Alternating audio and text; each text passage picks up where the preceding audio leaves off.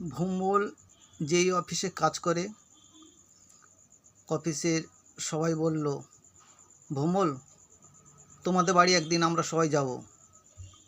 ভোম্বল বলছে, আজ্ঞা আমার বিয়াটা আহুক, এরপর আপনারা যাইবেন। একজন ইয়ার্কি মেরে ভোম্বলকে বলছে, আচ্ছা ভোম্বল, তোমার বিয়েতে আমরা কি প্রেজেন্টেশন দেব? ভোম্বল বলল, যদি ওই আপনারা হক গলে 50 টাকা করে দেন, এই প্রেজেন্টেশনের জন্য খাওয়ান আলাদা। এবার এই খাওয়ানটা হইল, ফার্স্ট ব্যাচে বইবেন, লাস্ট ব্যাচে উঠবেন, আর মেনু থাকবো লাস্টে যা বাসবো ঘাইটা ঘইটা খিচুড়ি কইরা খাওয়াই দুম। একজন ম্যাডাম বললেন, ইস তোমার বাড়িতে আমরা এইগুলো খেতে যাবো? আচ্ছা ধরো 500 টাকার যদি আমরা প্রত্যেকে গিফট দিই, তাহলে তুমি কি খাওয়াবে? পাঁঠার মাংস খাওয়াবে তো?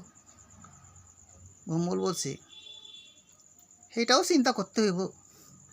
আপনি যেই পাঁঠার কথাটা চিন্তা করছেন, সেই পাঁঠার লেজটা নিচের দিকে থাকে, আর আমি যেই পাঁঠাটা খাওয়ামো কইতেছি, এইটার লেজ আবার উপরের দিকে থাকে। এবার অফিসের বাবু বলছে, আচ্ছা তার থেকে যদি ভালো গিফট করি তাহলে তুমি কি খাওয়াবে?